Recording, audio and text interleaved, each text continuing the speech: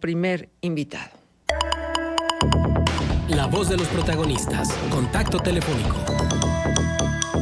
Pues recibimos nada menos que al director de Economía del IMCO, a quien le agradecemos enormemente su presencia, Jesús Carrillo.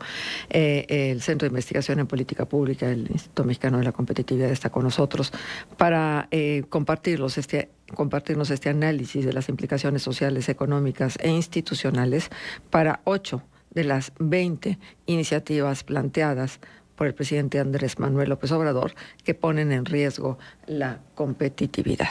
Muchísimas gracias por estar con nosotros, Jesús. Un gusto tener al IMCO y tener la voz del director de Economía del IMCO en Contextos.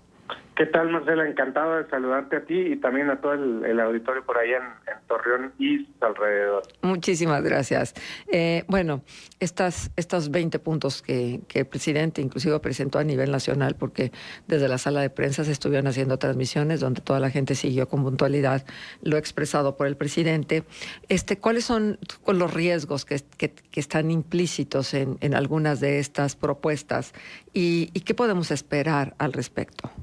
Mira, yo digamos que los metería en dos cajones principalmente.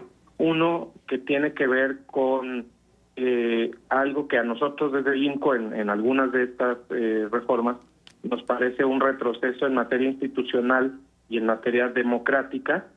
En este sentido, pues la desaparición de algunos organismos autónomos, la reforma del Poder Judicial, la reforma electoral, no acaban de convencer en algunos o en la mayoría de sus puntos, porque reflejan pues una intención de pues destruir básicamente algunos contrapesos que existen para los poderes de la Unión, en particular para la Presidencia de la República, para el Ejecutivo. En segundo lugar, yo diría que hay otras pensiones que preocupan por sus costos que no han sido aclarados o que pues se antojan no viables.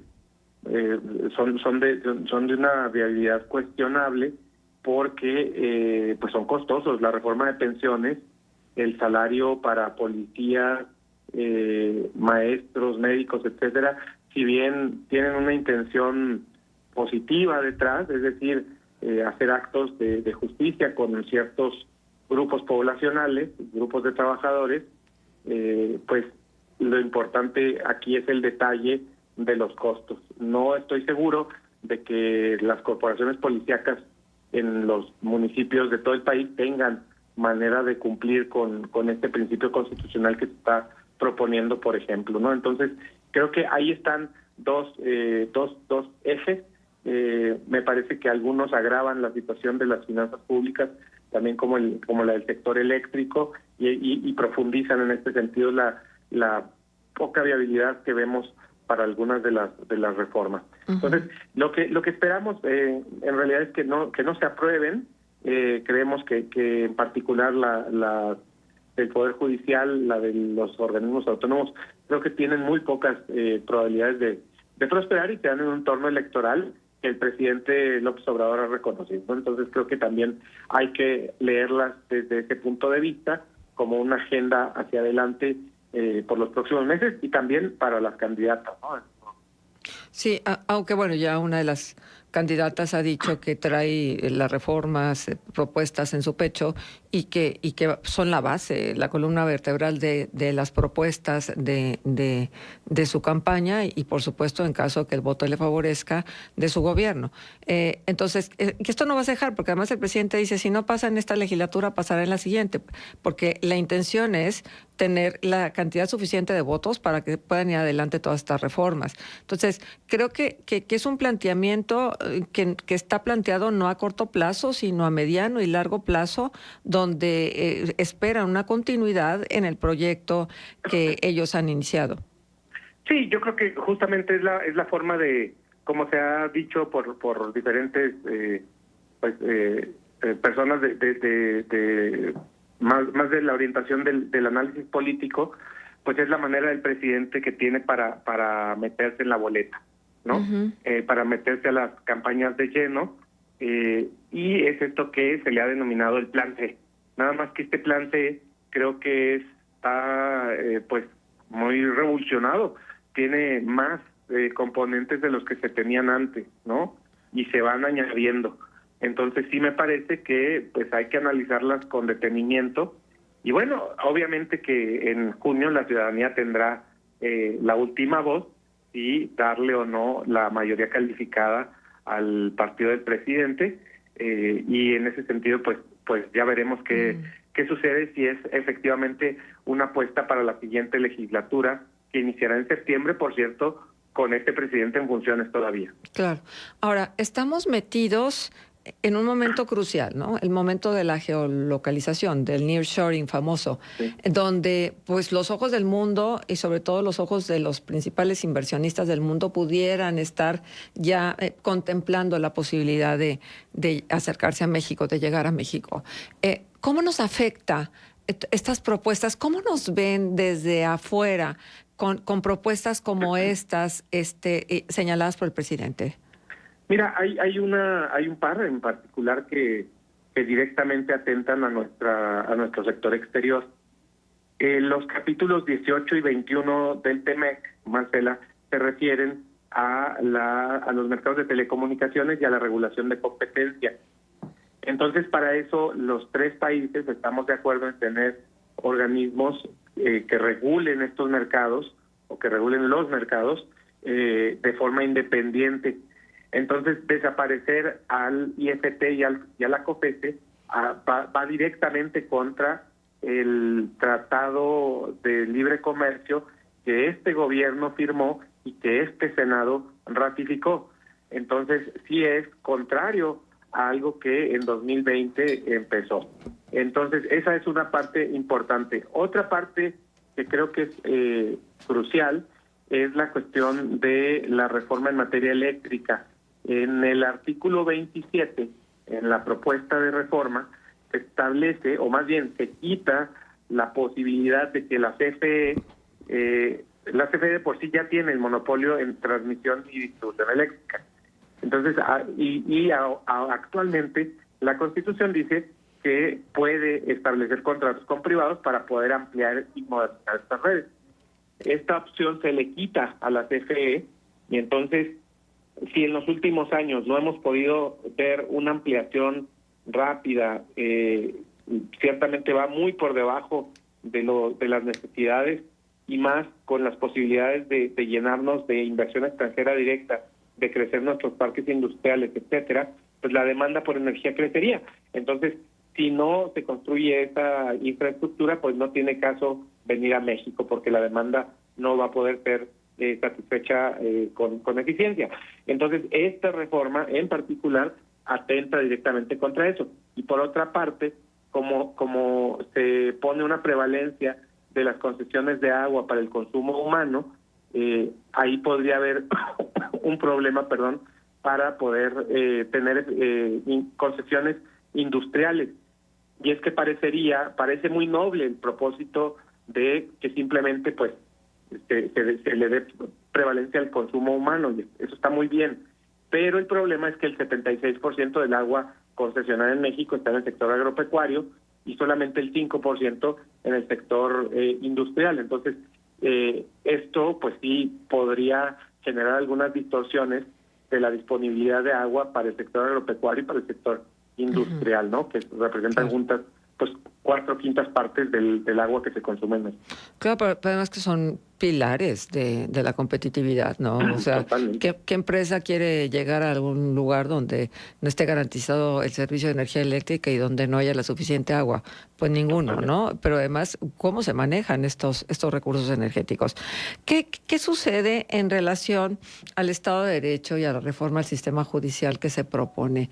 ¿Cuáles serían las consecuencias en caso de que pasara como el presidente lo ha dicho, donde, por ejemplo, los ciudadanos tendríamos que votar sin tener la menor idea de las competencias de quienes pudieran aspirar a ser parte del sistema judicial? Mira, yo creo que el tema del Poder Judicial es importante, y quizás sea el mayor retroceso planteado en materia democrática. Básicamente, pues se pone en riesgo la independencia del Poder Judicial porque la elección popular implicaría la politización de procesos que deben regirse por criterios técnicos y objetivos. Bien lo decía el ministro Pérez Dayán en su discurso en el 5 de febrero en Querétaro, ¿no? Que el Poder Judicial es democrático porque protege a la Constitución, ¿no? En particular, ese es nuestro interés. Y también se implica en esta reforma, pues se implica la desaparición del Consejo de la Judicatura Federal, que es el que nos asegura que haya una profesionalización, un servicio de carrera en el Poder Judicial. Entonces su desaparición implicaría un retroceso en materia de profesionalización del Poder Judicial, sobre todo si se considera que la propuesta de reforma no diferencia claramente las funciones que tendría el nuevo organismo administrativo judicial. No queda claro efectivamente cómo se podría administrar el Poder Judicial con esta reforma. Entonces ahí sin duda se pierde esta independencia de los poderes, que creo que quedaría supeditado al poder de los partidos, y eso es, digamos, si ahorita de por sí pues siempre está el juego democrático en la propuesta de los ministros, pero los magistrados, los jueces de distrito, etcétera, pues sí tienen una opción más bien por su carrera, ¿no? Entonces creo que ahí es importante. Y en tema electoral, creo que el gran retroceso pues sí es quitar a todos los plurinominales, porque pues con esto de facto volvemos a que el que gana por un voto gana todo.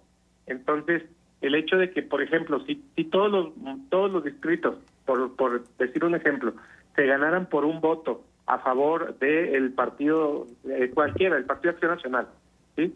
Entonces el Partido Acción Nacional tendría un control total del Congreso, aunque no tuviera todos los votos. Y entonces por eso existe la representación proporcional, para que realmente las fuerzas minoritarias también tengan una voz, porque pues todos los votos de todos cuentan.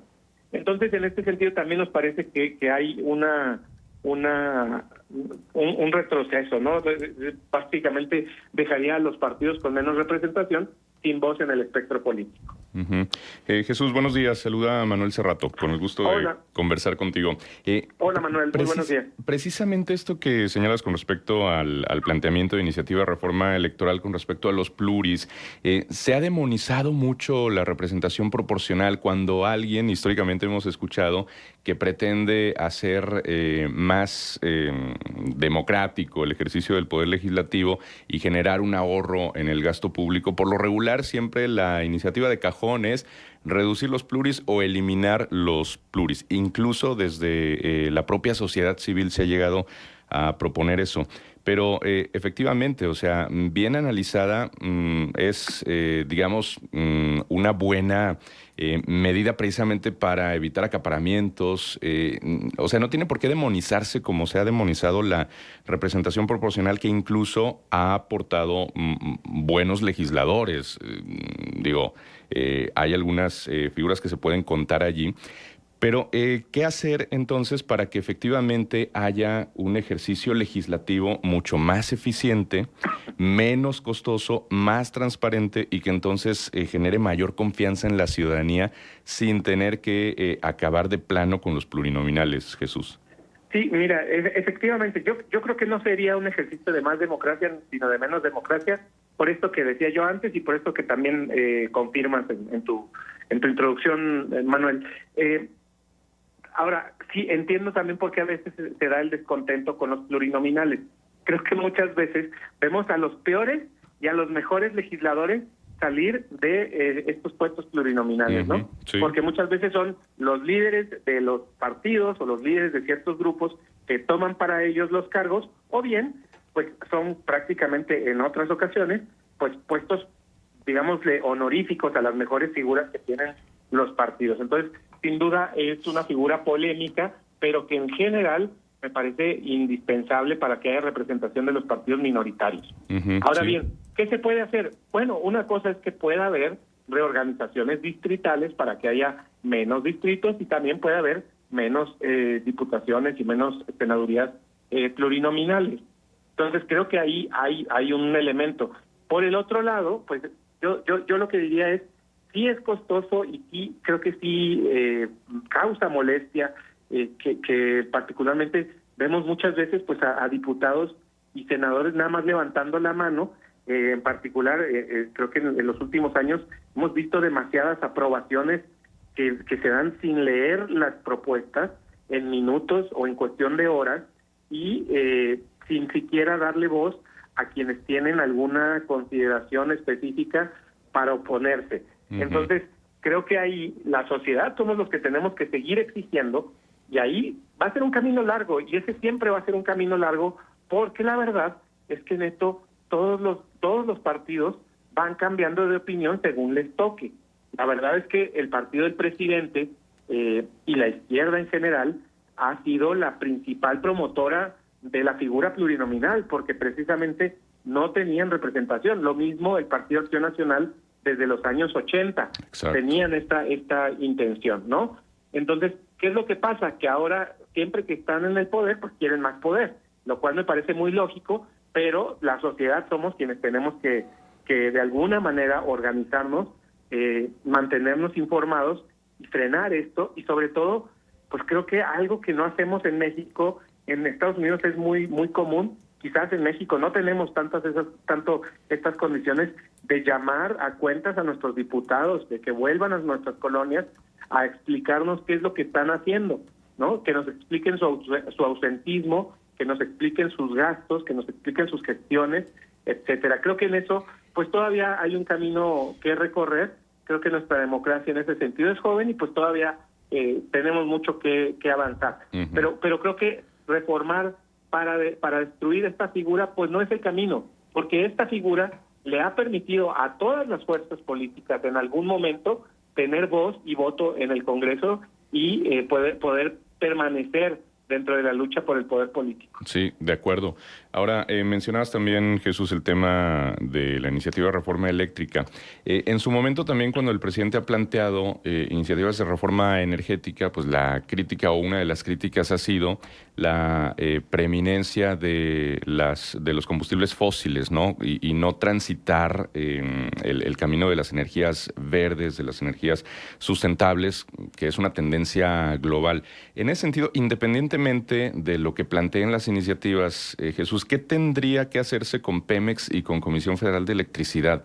O sea, ¿vale la pena rescatarlas, reformarlas o qué se tendría que hacer con ambos entes? Mira, con Pemex empiezo.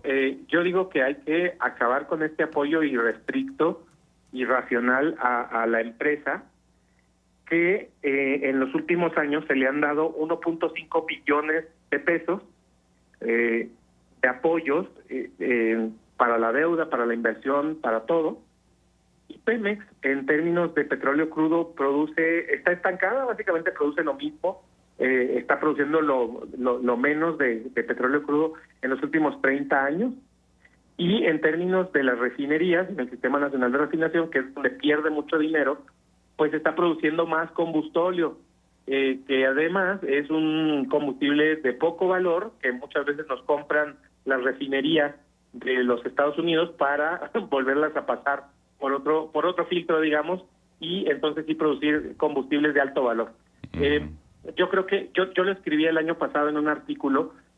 La construcción de Dos Bocas fue poner la carreta delante de los caballos. Tenías un problema enorme en las refinerías y en lugar de resolverlo con esa cantidad de dinero que hubiera alcanzado, pues decidieron construir una nueva. Entonces creo que hay que parar el sangrado en Pemex Refinación, en Pemex Transformación Industrial, y definitivamente hacer a Pemex una empresa un poco más esbelta, que eso creo que ha faltado, y pues que cumpla más con ciertos requisitos en materia de seguridad, en materia de venteo y quema de gas, etcétera.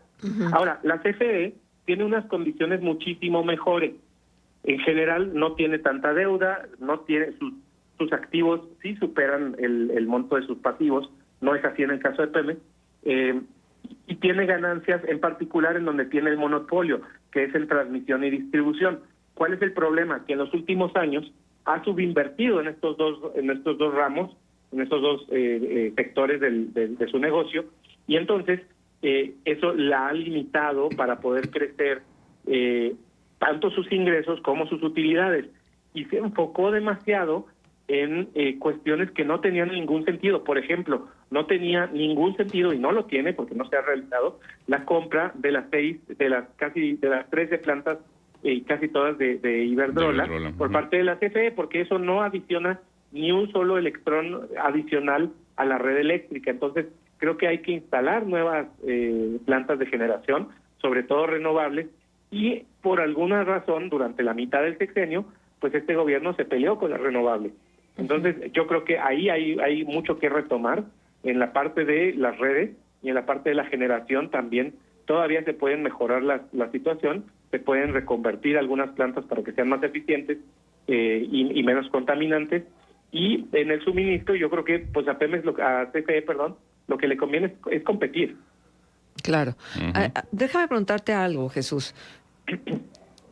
¿Qué tendría que haber dicho el presidente y que no dijo como parte de una propuesta de reformas que nos condujeran realmente al desarrollo, al crecimiento, a la democratización, a acentuar estos procesos que nos lleven a la equidad y a la justicia? ¿Qué propuesta no hizo el presidente que tendría que haber estado contenida ahí? Mira, Marcela, a mí me parece que en este sentido, algo... Yo en general, y lo opinaba el sexenio pasado, y lo opino en este también, creo que la Constitución no es el lugar para hacer política pública. Mira, pongo un ejemplo. Ahorita la pensión para los adultos mayores se otorga a personas que tienen 65 años y más. Sin embargo, la Constitución dice que se tiene que garantizar, que se tiene que otorgar a personas que tienen 68 años y más. Entonces, el gobierno tiene las posibilidades de desarrollar programas que vayan con su programa político. En este sentido, puede darle estas pensiones a personas aunque no cumplan ese requisito mínimo de edad. Eso sí, si cumplen los 68, entonces sí tiene, el gobierno por lo menos tiene que asegurarse que sea 68 y más, pero es 65 y más el programa. Entonces, la Constitución no es un lugar para hacer política pública. La Constitución es el ordenamiento jurídico de nuestro país. Establece cómo se constituyen los poderes de la Unión, los organismos autónomos, cuál es su balance de poder, cuáles son algunas garantías individuales que tenemos, pero no es necesario que, por ejemplo, yo estoy de acuerdo que incluso se diga en la Constitución que tenemos derecho a una pensión justa, pero no creo que la Constitución sea el lugar para decir que esa pensión justa constituye por lo menos el 100% de tasa de reemplazo para los trabajadores que ganan hasta el salario promedio del IMSS. Entonces, ahí es donde yo de entrada me opongo en general a que se haga política pública desde la Constitución, y sobre todo porque se hace, como lo dijo el presidente, para que alguien más no lo cambie, para que sea más difícil cambiarlo. ¿Qué es lo que pasa con esto? Pues que se anulan los debates. Y los debates son necesarios para mejorar las políticas públicas. Claro. Entonces, yo en general no creo que haga falta nada, porque yo no creo que las reformas constitucionales sean el camino para mejorar nuestras políticas públicas. Creo que, por ejemplo, el salario mínimo debe hacerse cada año, y esto lo planteamos cada año, debe considerarse, claro que la inflación, pero también el crecimiento económico, el desempleo, la informalidad, las tendencias generales de la economía nacional e internacional. Si nos cerramos a que tiene que ser siempre y solo sobre la inflación, pues creo que es una estrechez del debate sobre el mercado laboral, porque si bien es algo muy importante el salario mínimo, pues no puede ser que nada más tengamos un criterio y que además ese criterio esté cerrado a los debates porque está en la Constitución, y entonces es algo muy difícil de cambiar. En ese sentido es que yo veo que los debates deberían enriquecerse más a nivel legislativo, de legislaciones secundarias, y sobre todo pues que los programas se diseñen, las políticas se diseñen con base en evidencia. El marco legal actual le permite a la CFE ser muy exitosa y crecer y ser la empresa dominante en el mercado eléctrico. no se necesita ninguna reforma al respecto por eso. Ujú. Bueno, creo que lo has dicho de una manera perfecta. No agregaría absolutamente nada. Solamente sí decir que bueno, ya basta de toda esta manipulación de reformas constitucionales, porque finalmente es lo que han venido haciendo en los últimos tiempos, aludir a la Constitución y tratar de reformarla para luego implementar un sistema de trabajo político que no necesita que tener a la Constitución detrás, sino se necesita que lo que está contenido en la Constitución se haga experiencia de vida, que eso es justo lo que no ha venido ocurriendo y por eso es que estamos como estamos. Sí, así es. En general creo que ese es el punto. Y mira, lo digo por estas reformas, pero lo digo, por ejemplo, yo algo que estudié mucho en mi doctorado fue la reforma energética de 2013. Y de verdad, como técnica legislativa es de lo peor. Hay muchas cosas ahí que yo valoro, que a mí me parecen correctas en el sentido del mercado eléctrico y del mercado energético en general. Pero si bien la reforma a los artículos de la Constitución son unos cuantos cientos de palabras, los artículos transitorios, Marcela, tienen miles de palabras. ¿Qué quiere decir? Que hicieron una serie de candados, hicieron una especie de legislación secundaria dentro de la reforma constitucional. Entonces, eso cierra mucho la posibilidad de ir ajustando algo que, como concepto, a mí, por ejemplo, yo tengo mis opiniones en esto porque es lo que más he estudiado. Para mí los conceptos estaban bien, pero pusieron ciertos candados que impiden ahora mejorar instituciones como la CNH, como la CNER, como Pemex. Entonces, creo que ahí es donde no es adecuado necesariamente reformar todo a nivel constitucional. Bien. Jesús, ha sido un verdadero gusto poder tenerte con nosotros. Muchísimas gracias por tu generosidad. Y bueno, estaremos atentos a todo lo que se deriva de estos comentarios después de la presentación de esta propuesta de reforma por parte del presidente y la discusión que tendrá lugar en las cámaras. Muchísimas gracias.